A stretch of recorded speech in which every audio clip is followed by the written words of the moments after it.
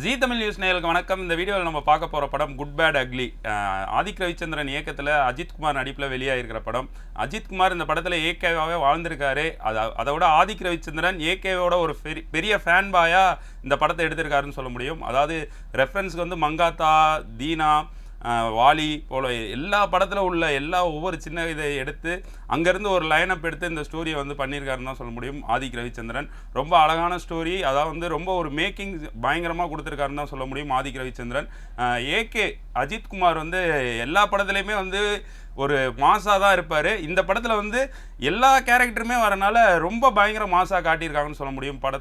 படத்தோட one line story என்னன்னு கேட்டிங்கன்னா, அதான் வந்து பையனுக்காக திருந்தி வாழக்கூடிய ஒரு பெரிய டான், அதுக்காண்டி ஜெயிலுக்கு போய் தண்டனைலாம் அனுபவிச்சுட்டு வெளியே வராரு. வெளியே வரப்போ பையன் வந்து ஒரு ட்ரக் கேஸில் பிடிச்சி உள்ளே வச்சிடறாங்க. அது ஏன், எதனால் ட்ரக் கேஸ் என்னாச்சு, அவர் கூட இருந்த ஒரு பெரிய ஒரு குரூப் வந்து இவரை வந்து மாட்டி விட்டுருக்கும், அதெல்லாம் ஏன் என்னன்னு கண்டுபிடிக்கிறது தான் படத்தோட ஒரு ஸ்டோரியாகவே போகுது. இதில் வந்துட்டு கூட வந்து அஜித்குமாருக்கு பேராக வந்து த்ரிஷா பண்ணியிருக்காங்க. த்ரிஷா வந்து ரெண்டு பேருமே அஜித்குமார் த்ரிஷா எல்லா படத்துலையுமே சூப்பராக இருக்கும். இந்த படத்தில் அவங்க ரெண்டு பேரோட பேரும் ரொம்ப பயங்கரமாக பண்ணியிருக்காங்கன்னு சொல்ல முடியும். அது மட்டும் இல்லாமல் அவங்க ரெண்டு பேருக்குள்ள இடையில இருக்க அந்த சண்டைகள், ஆல்ரெடி விடாமுயற்சியும் அதே மாதிரி தான், இந்த படத்துலையும் அதே மாதிரி தான் ஒரு ஸ்டோரி கொண்டு போவாங்க. ரெண்டு பேருக்குள்ள சண்டைகள் வந்து ரொம்ப வந்து யதார்த்தமாகவும் ரொம்ப பயங்கரமாகவுமே டேரக்டர் வந்து எடுத்திருக்காருன்னு சொல்ல முடியும். வில்லனா அர்ஜுன் தாஸ் பண்ணியிருக்காரு. டோட்டலாக வந்து இந்த படத்தில் வந்து ஒரு டிஃப்ரெண்ட் ரோல் தான் சொல்ல முடியும். அதான் வந்து அவரை நம்ம இது வரைக்கும் பார்த்ததே இல்லாத ஒரு அர்ஜுன் தாஸ் வந்து இந்த படத்தில் வந்து வில்லனா காட்டியிருக்காங்க. நான் பார்க்குற வரைக்கும் அர்ஜுன் தாஸோட பெர்ஃபார்மன்ஸும் அவரோட எல்லாமே வந்து சூப்பராக இருந்துச்சு. அதுவும் இல்லாமல் அவர் வந்து அந்த கப்பலில் பெரிய டானாக இருப்பார். அதனால் அங்கே உள்ள அந்த கேர்ள்ஸோட டான்ஸு அது இதுன்னு பார்க்கவே ரொம்ப கிளாமராகவும் ரொம்ப பயங்கரமாகவும் காட்டியிருந்தாங்க அர்ஜுன் தாஸை. ஸோ அவர் வந்து எல்லா சீன்லையுமே பயங்கரமாக ஸ்கோர் பண்ணியிருந்தார். ஆனால் அங்கே இருந்த பொது கருத்து என்னன்னா, அங்கே நாங்கள் கேட்டுக்கிறப்ப சொன்னது அர்ஜுன் தாஸை வந்து அஜித்துக்கு வந்து வில்லனாக காட்டுறது வந்து பார்க்க நல்லா இல்லை அப்படிங்கிற மாதிரி சொன்னாங்க. ஆனால் நான் பார்த்த வரைக்கும் ரொம்ப பயங்கரமாக அவரோட பெர்ஃபார்மன்ஸ் எல்லாமே சூப்பராக கொடுத்துருந்தாரு.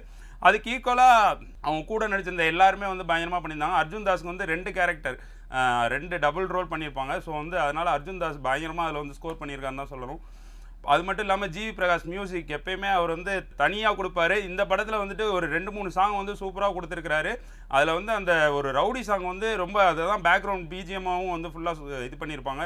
அது பார்க்கவும் நல்லா இருந்துச்சு, கேட்குறதுக்கும் ரொம்ப பயங்கரமாக இருந்துச்சு. நம்ம எல்லாத்தையுமே அதுதான் கொஞ்சம் வந்து பூஸ்டப் பண்ணி உட்கார வச்சிருந்துன்னு சொல்லலாம். இன்னொரு இது வந்து ஒரு சின்ன ஒரு டிராபேக் என்னன்னு சொன்னோன்னா, பழைய பாட்டு வந்து நிறையா அந்த படத்தில் வந்து எடுத்து கொண்டு வந்திருப்பாங்க.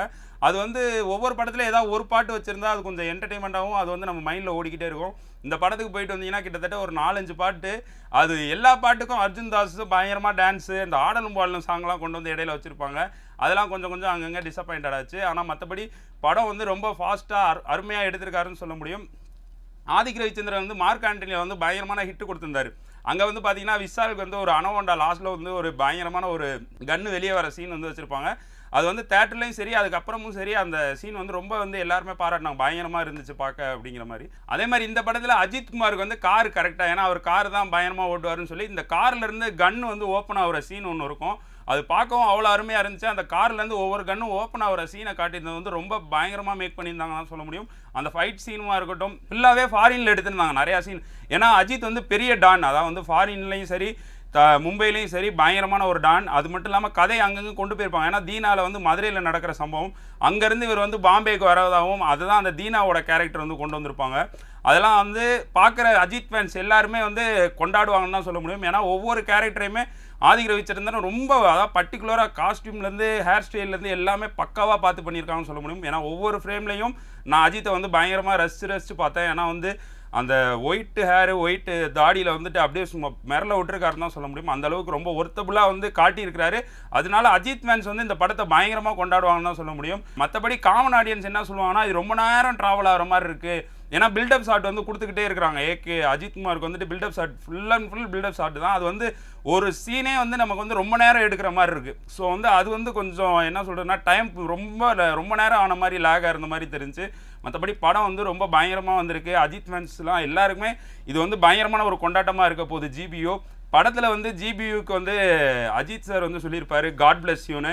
இந்த படத்தில் வந்து குட் பேட் அக்லி, ஆனால் படத்தோட நேம் பக்காவாக பொருந்திருக்குன்னு தான் சொல்ல முடியும். கண்டிப்பாக எல்லோரும் தேட்டரில் போய் பாருங்கள். ஃபேமிலி எல்லாம் கண்டிப்பாக பார்க்கக்கூடிய படம் தான். ஏன்னா அந்தளவுக்கு ரொம்ப பெரிய வைலன்ஸ்லாம் இல்லை. ஸோ கண்டிப்பாக எல்லோரும் ஃபேமிலியோட தேட்டரில் பாருங்கள்.